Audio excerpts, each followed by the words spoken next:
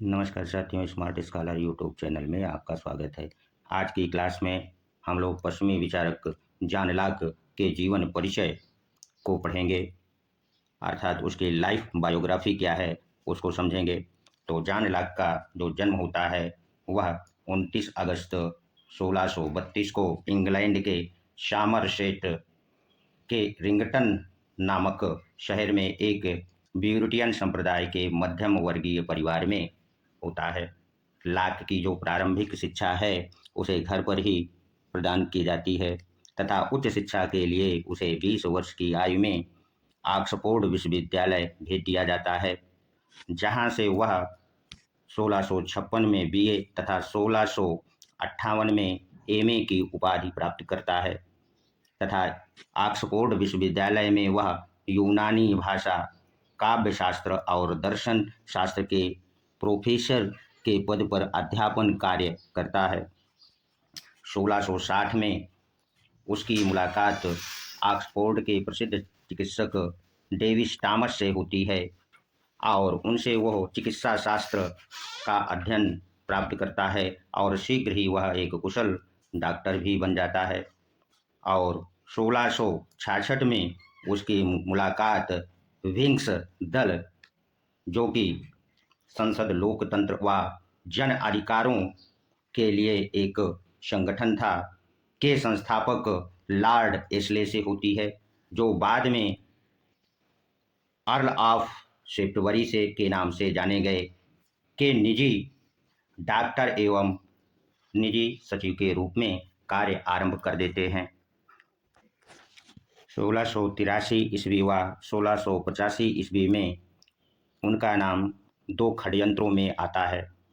पहला षड्यंत्र rice house षड्यंत्र, जो कि 1683 में ब्रिटेन के सम्राट चार्ल्स द्वितीय को मारने के लिए रचा गया था, किंतु उनकी जान इस तरह बच गई थी। और दूसरा षड्यंत्र 1685 में राजवंश के उत्तराधिकारी के नेतृत्व में उन लोगों द्वारा किया गया जो कि जेम्स द्वितीय को ब्रिटिश सम्राट के पद से हटाना चाहते थे।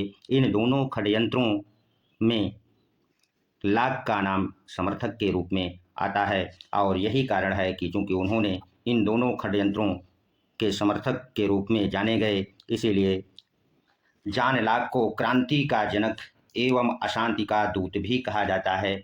आप लोग समझ गए होंगे कि जॉन लॉक को क्रांति का जनक और अशांति का जनक दूत क्यों कहा जाता है, क्योंकि उन्होंने दो षड्यंत्रों 1685 और 1683 के षड्यंत्रों में उनका नाम आया था। अब चलिए हम इंग्लैंड में जो उनके समय में एक महान क्रांति होती है, जिसे गौरवपूर्ण क्रांति के नाम से जाना जाता है, उसको समझ लेते हैं। तो जो गौरवपूर्ण क्रांति होती है वो कब होती है? 1688 में।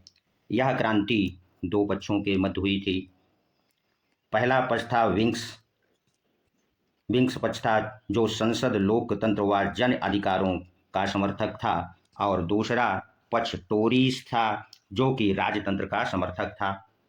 और इन दोनों पक्षों के बीच जो क्रांति हुई थी, इस क्रांति के फलस्वरूप ब्रिटिश सम्राट जेम्स द्वितीय ने अपना त्याग पत्र दे दिया और जेम्स द्वितीय की जगह उनकी बेटी व उनके पति विलियम्स को राज्य गद्दी पर बैठाया गया। और 1689 में मेरी व विलियम्स ने बिल ऑफ राइट, जिसे नागरिक अधिकार पत्र कहा जाता है, पर हस्ताक्षर कर दिए और जन अधिकारों को मान्यता दे दी। यह क्रांति बिना रक्तपात के शांतिपूर्वक हुई थी, इसीलिए इसे शांतिपूर्ण गौरवपूर्ण क्रांति के नाम से जाना जाता है। क्रांति के बाद ब्रिटेन में पूर्ण राजतंत्र के स्थान पर संवैधानिक राजतंत्र व सीमित सरकार की स्थापना हो जाती है। अब जो जॉन लॉक की प्रसिद्ध पुस्तक है वह है टू ट्रीटीज ऑन गवर्नमेंट, जिसको उसने अपनी गौरवपूर्ण क्रांति, जो कि 1688 में होती है, उसके 2 वर्ष बाद लिखी, अर्थात 1690 में लिखा और इस पुस्तक में उसने जो गौरवपूर्ण क्रांति हुई थी उसे न्याय संगत ठहराता है। अपनी इस पुस्तक के प्रथम खंड में वह फिल्मर के दैवीय सिद्धांतों का खंडन करता है और द्वितीय खंड में लेवियाथन के निरंकुश संप्रभुता का विरोध करता है। इसी कारण एक विद्वान है वाहन, जो कि लाक की इस पुस्तक को दो नाली बंदूक कहते हैं और आगे कहते हैं कि इस बंदूक की एक नाल फिल्मर की तरफ और दूसरी नाल हाफ्स की तरफ तनी हुई है।